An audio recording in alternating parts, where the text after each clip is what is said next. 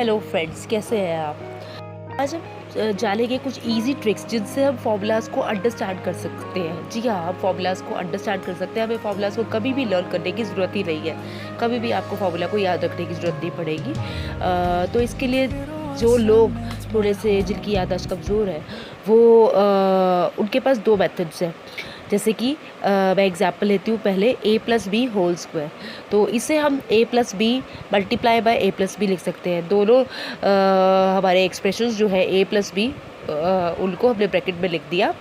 अब इसके बाद में या तो आप इसे सॉल्व कीजिए डिस्ट्रीब्यूटिव लॉ से, यानी कि फर्स्ट बाइनॉमियल की फर्स्ट जो टर्म है उसको आपने दूसरे बाइनॉमियल की पहली टर्म फिर दूसरी टर्म से मल्टीप्लाई किया, और ऐसे ही पहले वाले एक्सप्रेशन जो बाइनॉमियल है उसकी सेकेंड वाली टर्म को फिर दूसरे वाले बाइनॉमियल की पहली और दूसरी टर्म से मल्टीप्लाई करके जो सेम टर्म्स है उन्हें ऐड कर दीजिए, एंड अकॉर्डिंगली आपका आंसर आ जाएगा।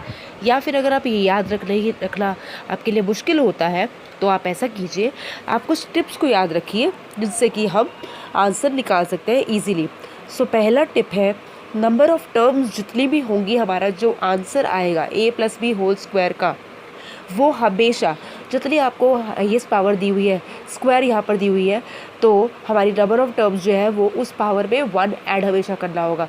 सपोज़ अगर 3 पावर वाला आपको फार्मूला निकालना है तो आपकी टर्म्स 4 बन जाएगी, और 2 पावर वाला अगर फार्मूला है तो आपकी टर्म्स 3 बन जाएगी। 1 हमेशा उसमें ऐड करना होगा।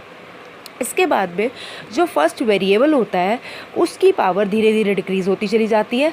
जितनी टर्म्स है हमारी, जैसे कि हाईएस्ट पावर 2 है तो पहली टर्म में उसकी पावर 2 आएगी, दूसरी टर्म में उसकी पावर 1 आएगी, और थर्ड टर्म में उसकी पावर 0 हो जाएगी। ठीक है, इसी तरीके से जो दूसरे वाला हमारा वेरिएबल है उसकी पावर्स इंक्रीज़ होगी। हमें ये याद रखना है कि पहले वाले वेरिएबल की पावर जो है वो डिक्रीज़ होगी और दूसरे वाले वेरिएबल की पावर इंक्रीज़ होगी। अब मैं आपको बताती हूँ कि किस तरीके से दूसरे वेरिएबल की पावर इंक्रीज़ होगी। फर्स्ट टर्म के अंदर b की पावर 0 है, सेकेंड टर्म में b की पावर 1 हो जाएगी, और थर्ड टर्म में b की पावर 2 हो जाएगी। और आप ये सब तो जानते ही होंगे कि जिस भी वेरिएबल की पावर 0 है, anything whose base like base can be anything, and if the power is 0 it will always be 1। ये आपको पता होना चाहिए कि कोई भी चीज़, कोई भी बेस हमारा उसकी पावर 0 है तो वो उसकी वैल्यू 1 हो जाएगी। आइए, इसके बाद थर्ड स्टेप हमें ये याद रखना है कि हमारी जो मिडल टर्म्स होती है उनका कोफिशिएंट क्या होगा। उनका कोफिशिएंट वही होगा जो हमारी पावर है। तो जब हमारा फार्मूला a+b² है तो स्क्वायर यानी कि 2 है हमारी पावर है, तो हमारा कोफिशिएंट भी 2 ही होगा। और अगर हमारा फार्मूला जो है वो a+b³ है तो 3 हमारा जो पावर है उस फार्मूला के अंदर हमारी जो मिडल टर्म्स है उनका कोफिशिएंट 3 ही होगा। ठीक है, और इसके अलावा आपको ये बात भी ध्यान रखनी है कि अगर आपकी मिडल टर्म्स 2 आ रही हैं, जब हम a+b³ के बारे में समझेंगे तब हम देखेंगे कि हमारी टर्म्स 4 बनती हैं। तो एक्सट्रीम जो टर्म्स है, कॉर्नर वाली टर्म्स, उनको छोड़ के हमारी मिडल टर्म्स बीच में 2 आई तो उन दोनों में ही हमें 3 कोफिशिएंट लगाना होगा। तो बस आपको इन्हीं बातों का ध्यान रखना था। सबसे पहली चीज़ मैं दोबारा से आपको रिकैप कर देती हूँ। नंबर ऑफ़ टर्म्स जो हमारी हाईएस्ट पावर है उसमें +1 कर देते हैं, उतनी टर्म्स होती है। सेकेंड पॉइंट आपको याद रखना है कि फर्स्ट वेरिएबल की पावर डिक्रीज़ होती चली जाती है हर टर्म के अंदर कंसेक्टिव टर्म्स में, और जो सेकेंड वेरिएबल है उसकी पावर इंक्रीज़ होती चली जाती है। और थर्ड स्टेप आपको ये याद रखना है कि मिडल जो टर्म होती है उसका कोफिशिएंट वही होगा जो हमारे फार्मूला की हाईएस्ट पावर होगी। और इसके अलावा अगर मिडल टर्म्स 1 से ज़्यादा है, 2 है, तब भी कोफिशिएंट हमारा दोनों ही टर्म्स के अंदर वही रहेगा। तो बस यही बातें आपको ध्यान रखनी थी। तो अब हमने क्या किया कि फर्स्ट टर्म हमारी a²b0 है, सेकेंड टर्म जो है वो a1b1 हो गई क्योंकि a की पावर डिक्रीज़ हो रही है और b की पावर 1 हो रही है, और थर्ड टर्म हमारी a0b² है। लेकिन क्योंकि सेकेंड टर्म के अंदर कोई कोफिशिएंट अभी तक नहीं लगा है तो मैं ये ध्यान रखना कि कोफिशिएंट पावर के बराबर है तो वो 2 हो जाएगी उसकी वैल्यू। तो it will be a²b0 + 2a1b1 + a0b²। ये हो गया। तो अब आप ये जानते हैं कि जितने भी पावर 0 वाले हमारे टर्म्स हो गए उन सब की वैल्यू 1 हो जाएगी। तो जस्ट अ मिनट, तो हमारा फॉर्मूला बन गया a² + 2ab plus b square.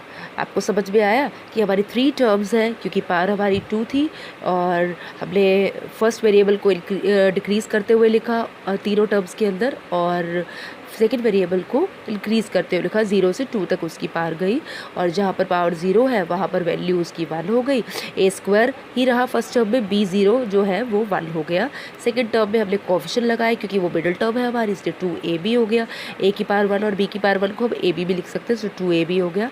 और थर्ड टर्म के अंदर ए की पावर 0 इंटू बी का स्क्वायर था, सो ए की पावर 0 1 हो जाएगा और बी का स्क्वायर एज इट इज़ रह जाएगा। इस तरीके से हमारा फॉर्मूला जो है वो बन गया a square plus 2ab plus b square. इसी तरीके से हम a minus b whole square का फॉर्मूला भी निकाल सकते हैं। उसके अंदर भी वही होगा कि हमें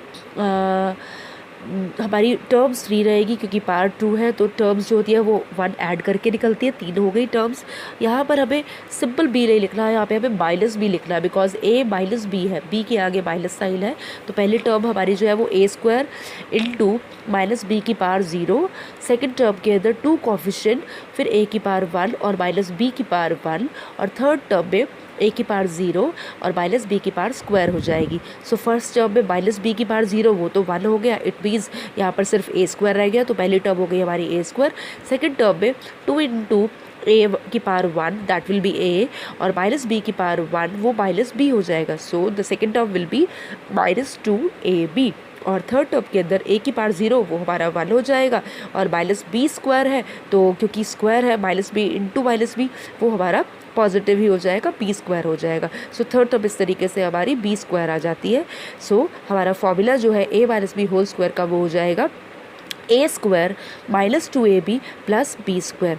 आई होप आपको समझ में आ रहा होगा गाइज, ये बहुत ही ईजी है, बहुत ही ईजी है। सिर्फ आपको इन टिप्स को दिमाग में रखना है और इस तरीके से आप कितने भी बड़े से बड़े फार्मूलाज को आसानी से ऑन द स्पॉट निकाल सकते हैं। आपको कभी भी लर्न करने की ज़रूरत है। यूजुअली बच्चे फार्मूलाज को लर्न नहीं कर पाते या माइनस साइन लगाने में कन्फ्यूज़ हो जाते हैं, लेकिन अगर आप इन टिप्स को याद रखेंगे तो आपको कभी भी फार्मूलाज जो है वो भूलेंगे ही नहीं।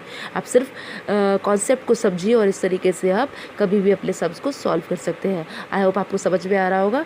अगर समझ में आ रहा है तो बहुत ही अच्छी बात है, नहीं भी समझ में आया तो आप हमेशा मुझे कांटेक्ट कर सकते हैं, ठीक है। और कमेंट करके प्लीज़ ज़रूर बताइएगा कि आपको मेरा वीडियो कैसा लगा। Thank you for watching my video. Please do like, subscribe and share. इसे शेयर करना मत भूलिएगा। Thank you so much. Take care, bye bye.